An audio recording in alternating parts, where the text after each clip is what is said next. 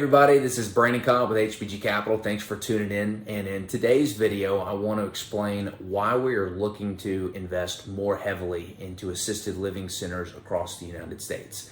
But before we jump into the benefits, how COVID has affected this industry, and some of the key highlights you need to be looking for in the operator and property manager when investing these type of assets, I want to turn our one-way conversation into a two-way conversation. So if you've seen some of our content and you're interested in learning more about how you can become a passive investor and receive true passive income from cash flow that is directly generated from recession-resistant assets, go to hbgcapital.net.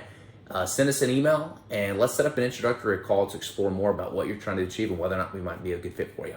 All right, so let's jump in. So first, I want to give some clarification on exactly what assisted living centers are. So when COVID hit, the news kind of just lumped up nursing homes and assisted living facilities all in the same asset class. And that's just not true, quite frankly. There's a very big difference between an assisted living center and a nursing home.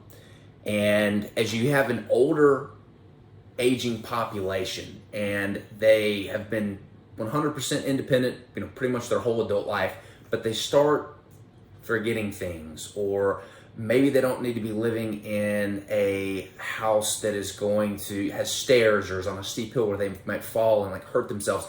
And so there's these small kind of nuances that open up where they need just small minor tweaks to remain 100% independent. That's when you go into an assisted living center. So it's nothing like a nursing home. These are usually historically have been like resort style places that house a bunch of people who are fairly independent still, but need a couple things maybe on a daily or weekly basis to maintain their independence. Now, when they start having severe health complications, this is usually the turning point where they go into a nursing home. This is where they need access to a lot more care. They need access to services that have a lot more critical healthcare supplies and services on hand in case something bad were to happen. So big difference here. So what are the benefits of this asset class? One, it is incredibly recession resistant. These assets tend to do really well during recessions, mainly because the tenant base that you have is very equipped to pay you. So a lot of the rents that you will receive from these asset classes are actually paid directly from the government through Medicaid. A lot of these seniors, if they haven't saved up a huge nest egg, usually they are dependent on Medicaid in order to pay their bills at this facility, which is fantastic. So your tenant's really the United States government. Some of these facilities will employ some of it might be private out of pocket with a combination of Medicaid. And that's where it's very important to understand who is operating and managing these assets, because a really good property manager will actually know how to help get their tenant base off paying purely just private out-of-pocket costs in order to live there and slowly teeter them onto a Medicaid paid program. So it's a very important point to ask the operator is, what is the game plan? What percentage of your tenants are currently on Medicaid?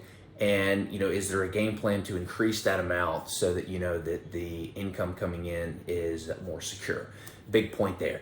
Another benefit is there's a huge need for these facilities. So in the past, these facilities used to be built and catered to the very rich, right? These are seniors that had a lot of money, making over 200 grand a year, just kind of sitting by, enjoying life, and, friends and family needed to put them in a facility where they needed a little bit more care.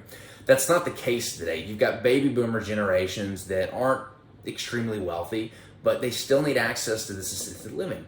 And these assets, especially the ones that are geared towards lower income, middle class seniors, are doing fantastic. The baby boomer generation is there.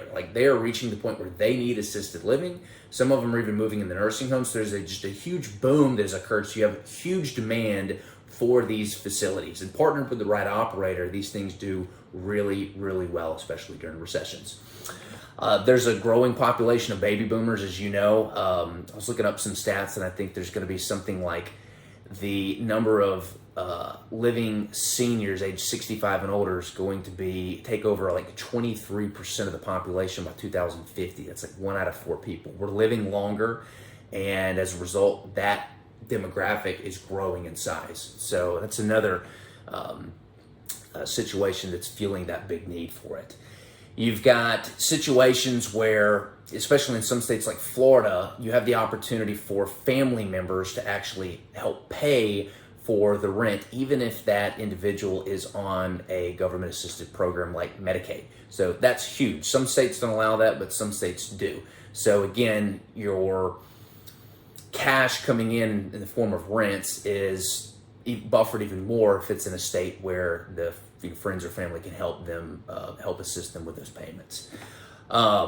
When COVID came, everything changed, right? A lot of these facilities, kind of got a bad rap because COVID was spreading and, killing off the population. And to give you a little background, it was already difficult to get into these places. In other words, management companies already had protocols in place where if somebody was sick or they had something that could jeopardize the population where they were living, they had to do tests and make sure they're clean. Now it is way more difficult to get into these places with the demand, especially after COVID. COVID really pushed people to move their loved ones into these facilities when they realized how much COVID sucked up their time, and the complications centered around taking care of somebody who is going to be very COVID unfriendly. And as a result, you've got a huge need of people pushing their moms and dads and grandparents into these facilities. So from a COVID perspective, they've taken all the right precautions in order to test people before they get into these facilities. On top of that, a lot of these facilities, and COVID really was the instigator for this, they had a need to kind of push towards more healthcare related services. So again, we're not talking about nursing homes, we're talking about assisted living facilities, but now you're seeing a lot of good operators and property managers having those healthcare related services on site, and you can kind of thank COVID for that. So we don't foresee COVID, even if there is another spike or another epidemic, severely affecting this asset class just based on the demand and then the precautions that have been in place. Well, that's it for today, guys. If you want to hear more about recession-resistant assets, comment below on what you'd like to hear and what you'd like to see us discuss. We'll see you next time.